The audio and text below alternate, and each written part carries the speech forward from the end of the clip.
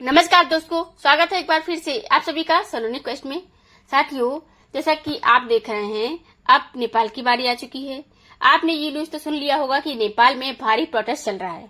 नेपाल में ठीक उसी तरीके से जैसे बांग्लादेश में प्रोटेस्ट हुआ था, वैसे ही प्रोटेस्ट चल रहा है और वहां की संसद में प्रदर्शनकारी घोषणाएं हैं।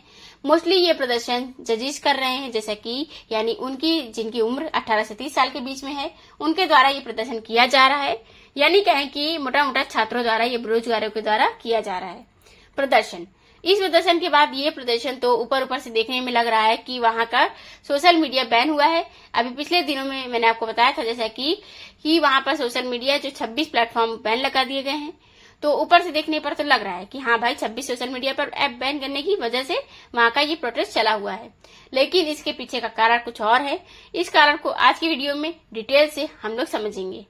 यहाँ के आज के टाइम पर फेसबुक, यूट्यूब, ट्विटर, व्हाट्सएप, जितने भी चर्चित, खास करके यूएस के जितने भी सोशल मीडिया प्लेटफॉर्म थे, सब बैन कर दिए गए हैं।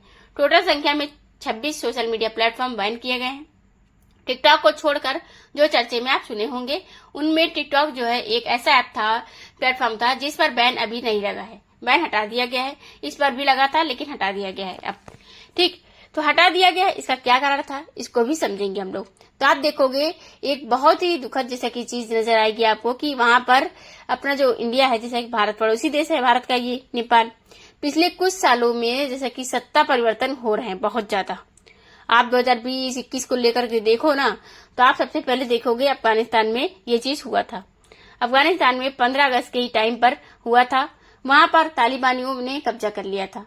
अशरफ गनी गए, हालांकि वहां आतंकी संगठन था, उसको यहाँ पर कंपैरिजन नहीं करेंगे, लेकिन सत्ता परिवर्तन को कुछ इस तरीके से हुआ था। हाँ, अब इसके बाद पाकिस्तान में आप देखो, पाकिस्तान में इमरान खान के साथ क्या हुआ आपने देखा। हालांकि इसमें पीछे का रीजन ये था कि अमेरिका के साथ बगावत करने लगे थे।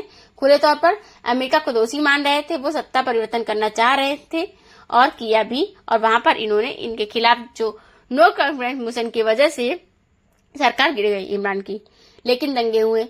ठीक, इसके बाद श्रीलंका देखो। अब यहाँ से श्रीलंका में आप मामला शुरू हुआ था, ये पैटर्न आपको सेम दिखेगा कि श्रीलंका में हुआ क्या था। वहां के लोगों ने जा करके जो प्रधानमंत्री आवास है, राष्ट्रपति आवास है, उन पर घुस करके खूब तोड़फोड़ किए। खूब अच्छे तरीके से राष्ट्रपति तक की भवन को भागना पड़ा, मतलब वहां के राष्ट्रपति को भागना पड़ा।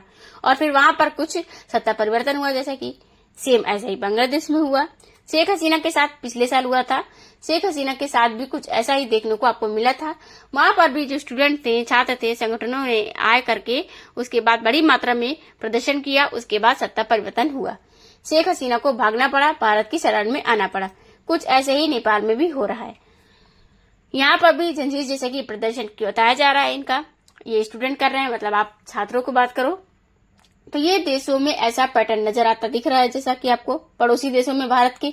इसके पीछे कई बार बताया गया है कि विदेशी ताकतों का हाथ रहता है। जैसे जैसे यहाँ के जो राष्ट्रपति थे, वो उनके बाद में एक किताब लिखी गई थी और उसमें उन्होंने कॉन्स्पिरेसी क्या बोला था, कॉन्स्पिरेसी बताई थी, क्या किस बात को लेकर के। इसके बाद ऐसे ही यहाँ पर बांग्लादेश में आपने देखा कि शेख हसीना ने बयान दिया था कि अमेरिका हमसे एक आइलैंड पर साइन कराना चाहता था, आइलैंड हमसे चाहता है, सेंट मॉर्टिन आइलैंड, हमने उसे नहीं दिया है। इसी वजह से यहाँ पर सत्ता परिवर्तन करा दिया अमेरिका ने। बाद में आपने देखा कि मोहम्मद यूनुस कैसे वहां पर ये बनने के बाद एक प्रकार से कार्यकारी सत्ता हासिल करने के बाद अमेरिका गए और खूब बढ़िया से सम्मानित किए गए। अब यही हाल हो रहा है नेपाल के साथ में। नेपाल में भी सरकार को लग रही है कि हमारे खिलाफ धीरे धीरे प्रोटेस्ट शुरू होने वाला है। नेपाल में सोशल मीडिया के जरिए बहुत सारी चीजें की जा रही हैं। कुछ लोग इकट्ठा होने की कोशिश कर रहे हैं और जैसे कि कुछ करने की कोशिश कर रहे हैं। इसी बात का हवाला देते हुए नेपाल ने अचानक से 7 दिन का अल्टीमेटम देते हुए 26 सोशल मीडिया ऐप को बैन कर दिया।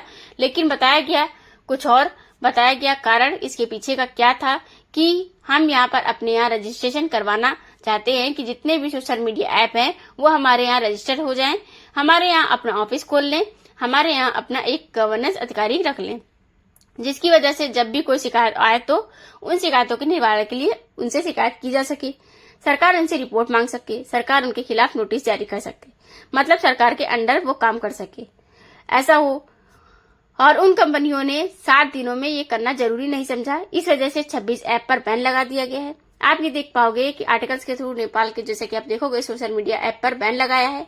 और इस बैन के बाद से फिर तेजी से हिंसा भड़की हुई है, क्योंकि इस ऐप के ये 26 ऐप जो है बैन करने का मतलब देखो, आप समझो कि 26 ऐप तो बैन कर दिए गए, लगभग जितने बड़े बड़े ऐप थे सब बैन कर दिए गए थे। फिर भी कुछ ऐसे ऐप थे जो नहीं बैन किए जा सके थे, क्योंकि उन्होंने इनकी बात मान ली थी पहले ही, जैसे कि टिकटॉक वगैरह हो गया, फाइबर हो गया, और जैसे कि पहले ही बैन कर दिए थे। तो टिकटॉक ने क्या किया था कि अपना रजिस्टर्ड ऑफिस खोल लिया था, अपना जो ग्रीवेंस अधिकारी नियुक्त कर दिया था, पहले ही कर दिया था, इसलिए टिकटॉक पर बैन नहीं लगा। अब यही इनको भी हो गई चूक, किसकी? टिकटॉक के जरिए लोगों ने कनेक्ट होना शुरू किया और उसके बाद ये प्रोटेस्ट बढ़ता चला गया। पर अभी तक रिपोर्ट के अनुसार मैं आपको बता दूं कि 20 लोगों की जानें जा चुकी हैं। शूट एंड साइट का ऑर्डर दे दिया गया है वहां पर नेपाल सरकार के द्वारा, क्योंकि देखिए वहां पर ना बहुत सारे बड़े बड़े प्लेसेस पर कर्फ्यू लग गए हैं। पीएम आवास हो, राष्ट्रपति आवास हो, वहां का, इसके अलावा जितने भी मंत्री रहते हैं जहां पर केंद्रीय आवास मंत्री, उन सब जगहों पर कर्फ्यू लगा दिया गया है। शूट एंड साइट का ऑर्डर दे दिया गया है, जो भी दिखे गोली मार दो। और भयंकर प्रदर्शन चल रहा है वहां पर, ऑल ओवर नेपाल इस टाइम पर प्रोटेस्ट कर रहे हैं। लेकिन प्रोटेस्ट करने वालों का कहना क्या है कि ये प्रोटेस्ट सोशल मीडिया बैन को लेकर के नहीं है। इसके पीछे का कारण क्या है, वो क्या है कारण, हम लोग आज की वीडियो में इसको जानेंगे, देखते हैं। इसमें हम आपको बात करें, नेपाल सरकार ने सुप्रीम कोर्ट के आदेश के बाद 7 दिनों के भीतर वहां पर रजिस्ट्रेशन कराने का आदेश दिया इन सभी सोशल मीडिया ऐप को। इसके साथ साथ वहां पर अपना ऑफिस खोलने का एक और ग्रीवेंस अधिकारी नियुक्त करने को, जो कि जिम्मेदार हो सके। अगर कोई घटना होती है सोशल मीडिया के थ्रू, तो कोई भी मान लो फेक आईडी या हेट स्पीच या साइबर क्राइम या गलत सूचना फैला रहा है, तो वहां पर उन पर एक जिम्मेदार अधिकारी हो, सरकार उनके खिलाफ नोटिस जारी कर सके, सरकार एक्शन ले सके। इसके लिए ये कहा गया था कि निर्देश दिया गया था कि ठीक वैसे ही जैसे भारत ने आईटी एक्ट 2021 में लागू करके ऐसा किया था। आपको याद होगा उस टाइम पर भारत में सबने मान लिया था कि ट्विटर थोड़ा सा आनाकानी कर रहा था, हालांकि आगे चल करके वो मान गया था। तो ऐसे में भारत में तो सब मान गए थे, लेकिन नेपाल में सब लोग नहीं माने। जितने भी सोशल मीडिया कंपनियां भी थी नेपाल में, नहीं मानने की वजह से 7 दिन का नोटिस जारी करके नेपाल सरकार ने इसे बैन कर दिया। क्यों नहीं माने नेपाल में? अब नेपाल के लिए इन कंपनियों का ये कहना था कि नेपाल सरकार यूजर डाटा शेयर करने को कह रही है, साथ ही साथ वो नियम लगा रही है कठोर वाले, मतलब बहुत ज्यादा सख्त नियम लगाती है, प्रावधान बता रही है। ये काफी ज्यादा सख्त है। जब ये पूछा गया कि भाई भारत में क्यों मान गए थे तुम लोग, भारत में क्यों ऐसा किया था, तो वहां पर क्यों नहीं मान रहे हो, जैसे कि भारत में तो मान गए थे लेकिन नेपाल में क्यों नहीं मान रहे हो आप लोग? ठीक है, तो उन्होंने कहा देखो भारत में यूजर बेसिस बहुत ज्यादा है। भारत की अगर बात करें तो वहां पर अगर हम अपना ऑफिस खोलते हैं, ग्रीवेंस अधिकारी नियुक्त करते हैं, एम्प्लॉयज नियुक्त करते हैं, तो हमारा कॉस्ट उतना निकल जाता है, प्रॉफिटेबल रहते हैं हम, कोई उतना नुकसान नहीं होता है। लेकिन नेपाल में उतना यूजर बेसिस नहीं है, वहां की जनसंख्या कम है, भारत के बराबर नहीं है, इतने प्लेटफॉर्म, इतना कंपटीशन है वहां पर। तो ऐसे में वहां पर अगर हम ऑफिस खोलते हैं, इसके बाद फिर वहां पर अपना ग्रीवेंस अधिकारी नियुक्त करेंगे, तमाम शर्तें मानेंगे, तो ऐसे में उनका ज्यादा प्रॉफिट नहीं होगा, ये बहुत ज्यादा खर्चीला हो जाएगा। और ये कहते हुए कंपनियां इनकी बात नहीं मानी, और हुआ क्या नतीजा, ये सारे ऐप बैन कर दिए गए। ये टोटल 26 ऐप कौन कौन से थे बैन किए गए थे? Facebook, messenger, Instagram, YouTube, WhatsApp, x, Twitter पहले थे, जैसे लिंक्डइन, स्नैपचैट, रेडिट। इसके अलावा आपको कोरा, वीचैट, थ्रेडल एंड प्रिंट डिस्कॉर्ड, ये सब जैसे कि आप देख सकोगे, सिंगल थ्रेड्स, वीचैट, कोरा, थम्बलर, इस तरह के आपको देख सकोगे। ये भी रियल, हमारो, पोट्रो, सोलो, आईएमजो, जैसे कि विन के आप वीके देख सकोगे। इस तरह के जो भी टोटल 26 ऐप इनको बैन कर दिया गया है। लेकिन कुछ ऐप ऐसे भी थे जो बैन नहीं किए गए। क्यों? क्योंकि उनकी शर्तें मान ली थी, इन ऐप ने उनकी शर्तें मान ली। किसकी? नेपाल की सरकार की शर्तें मानी। समय रहते ये चीजें बना ली थी इन लोगों ने, मतलब अपना ऑफिस बना लिया था, ग्रीवेंस अधिकारी नियुक्त कर दिया था। तो क्योंकि ये नियम 2023 में ही लाया गया था, 2023 से अब तक का मौका दिया गया था, ये लोग नहीं मान रहे थे।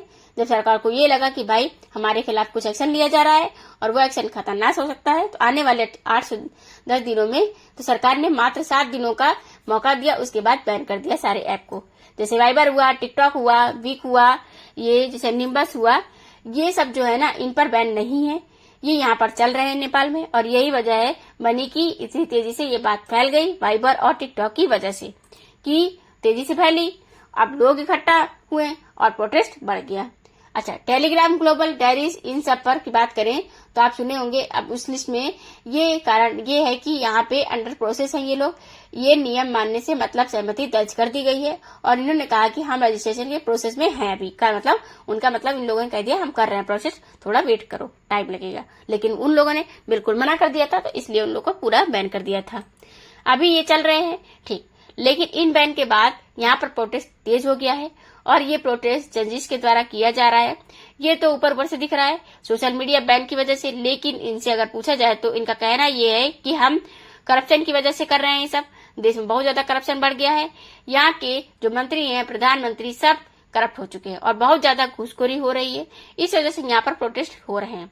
नेपाल के इतिहास में पहली बार ऐसा हुआ है कि प्रोटेस्ट के दौरान संसद में लोग घुस गए, नागरिक घुस गए, वहां की आम जनता घुस गई, जैसे श्रीलंका में हुआ था, जाकर के स्विमिंग पूल में नहा रहे थे सब लोग। वैसे ही आप कहाँ हुआ है, ये नेपाल में हुआ है। जैसे शेख हसीना के साथ बांग्लादेश में हुआ था, जाकर के साड़ी तक वो लोग मतलब चुरा लाए थे उनकी, शेख हसीना की। अब इसको लेकर के नेपाल में शूट एंड फाइट का जैसा कि ऑर्डर दे दिया है, अगर वहां पर कोई दिखे तो गोली मार दो, अगर ऐसा कोई प्रदर्शनकारी मिलता है। राष्ट्रपति भवन की तरफ, प्रधानमंत्री आवास की तरफ, उनकी तरफ, ऐसे में 20 से ज्यादा लोगों की मौत हो चुकी है, 250 से ज्यादा लोग घायल हैं और ये बढ़ती ही जा रहा है यहाँ पर आंकड़ा। जब भी आप रिफ्रेश करके देखोगे तो आंकड़ा बढ़ता हुआ आपको मिलेगा, नजर आएगा। खैर, इसके बढ़ते विरोध के चलते नेपाल के जो गृह मंत्री हैं रमेश लेखक, इन्होंने इस्तीफा दे दिया है और लोगों का कहना है कि प्रदर्शनकारियों का कहना है कि सोशल मीडिया पर बैन लगा करके सरकार हमारी आवाजों को दबाना चाह रही है, लेकिन हम आवाज को दबने नहीं देंगे, इसलिए हम रोड पर आ गए हैं, सड़कों पर आ चुके हैं और तगड़ा प्रदर्शन कर रहे हैं। अब इससे ये डाउट होता है कि क्या इसमें विदेशी ताकतों का हाथ है, क्या कोई इसमें बाहरी ताकत है जो नहीं चाहती है कि नेपाल में यहाँ पर वाली सत्ता, ये वाली सत्ता रहे, सत्ता परिवर्तन चाहती है वो। ठीक वैसे ही जैसे बांग्लादेश में हुआ था, श्रीलंका में हुआ था और पाकिस्तान में हुआ था। अब ये तो आने वाला वक्त बताएगा कि यहाँ हो क्या रहा है, ये सत्ता परिवर्तन कैसे है, कि होता है कि नहीं होता है। नेपाल सरकार इस प्रोटेस्ट का दमन करने में या कंट्रोल करने में या इनकी बातों को मानने में कामयाब हो पाती है कि नहीं हो पाती है, क्या होता है, हम आपको आगे वाले वीडियो में अपडेट करके बताएंगे। क्या रहा है आप इसे कमेंट बॉक्स में कमेंट करके जरूर बताइएगा। आप ये सोचिए, अगर भारत में ऐसा हो जाता है, भारत में अगर एक साथ अचानक से सारे सोशल मीडिया ऐप बैन कर दिए जाते हैं तो फिर क्या होगा, या भारत सरकार ने बैन करे, यूएस की गवर्नमेंट ने ये ऑफिशियल नोटिस जारी कर दे और ये जो सोशल मीडिया कंपनियां हैं, खास करके जैसे कि अमेरिकी कंपनियां, इनको कह दे कि भारत में अपना व्यापार बंद करो, जैसे रूस में किया था, तो फिर उस टाइम पर क्या होगा रिएक्शन जनता का, आप लोग कमेंट करके जरूर बताइएगा। वैसे भारत नेपाल पर मैंने जैसे कि आपको बताया हुआ है, उस वीडियो अपडेट होगा जो आगे का, वो हम जरूर बताएंगे आपको। ये गाइस, आपको वीडियो अगर अच्छी लगी है तो चैनल को सब्सक्राइब कर लेना, चैनल पर नए आए हो तो सब्सक्राइब कर लेना, बेल आइकन को ऑन भी कर लेना, जिससे कि आपको आगे की वीडियोस की नोटिफिकेशन मिलती रहे। Thank you for the watching.